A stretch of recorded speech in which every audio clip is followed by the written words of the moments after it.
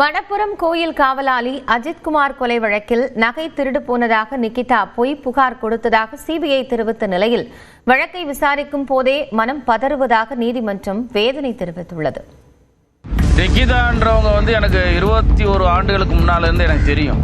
அவங்க ஒரு குடும்பமே ஒரு சீட்டிங் குடும்பம். அந்த குடும்பம் திருமண மோசடி பண்ணி ஒரு 3 நாள் கல்யாணம் பண்ணி அவங்க யாரு கூடயும் வாழல, ஒரே நாளில் ஓடி போனவங்க.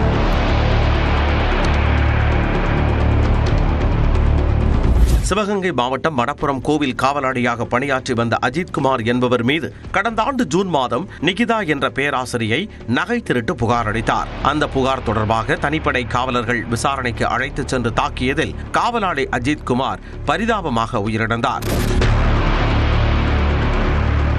வழக்கில் தனிப்படை காவலர்கள் கண்ணன், ராஜா, ஆனந்த், பிரபு, சங்கர மணிகண்டன் ஆகிய 5 பேர் கைது செய்யப்பட்டு மதுரை மத்திய சிறையில் அடைக்கப்பட்டனர். இந்த வழக்கு கொலை வழக்காக மாற்றப்பட்டு சிபிஐ விசாரித்து வருகிறது. சிறையில் உள்ள காவலர்கள் 5 பேரும் ஜாமீன் வழங்க கோரி உயர்நீதிமன்ற மதுரை கிளையில் மனு தாக்கல் செய்தனர். இந்த மனு நீதிபதி எஸ். ஸ்ரீமதி முன்பு விசாரணைக்கு வந்தது. அப்போது சிபிஐ தரப்பில் 2 பதில் மனுக்கள் தாக்கல் செய்யப்பட்டன. சிபிஐ தரப்பில் அஜித்குமாரின் மரணம் ஒரு காவல் மரணம் என்பது உறுதியாகி உள்ளதாகவும் அதில் டிஎஸ்பி, காவல் ஆய்வாளர், தலைமை காவலர், தனிப்படை காவலர்கள் என 10 பேருக்குமே தொடர்புள்ளதாகவும் தெரிவிக்கப்பட்டது. அப்போது குறுக்கிட்ட நீதிபதி நகை திருட்டு புகார் என்ன ஆனது என கேள்வி எழுப்பினார். அதற்கு சிபிஐ தரப்பில் நகை திருடு போனதாக நிகிதா அளித்த புகாரில் உண்மை இல்லை எனவும் அந்த புகார் முடித்து வைக்கப்பட்டு தொடர்ந்து விசாரணை நடைபெறுவதாகவும் முறையிடப்பட்டது.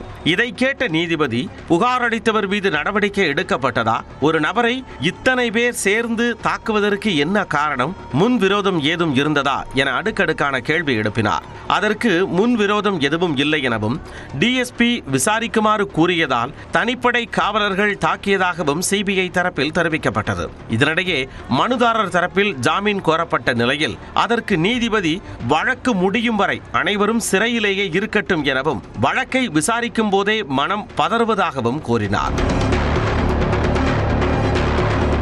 எதுவுமில்லாத விஷயத்திற்காக ஒருவரை இப்படி அடித்திருக்கிறீர்கள் என காட்டமாக கேள்வி எழுப்பிய நீதிபதி காவல்துறையினருக்கு பாடம் புகட்டுவோம் என குறிப்பிட்டு வழக்கு விசாரணையை பிப்ரவரி 17ஆம் தேதிக்கு ஒத்திவைத்து உத்தரவிட்டார்.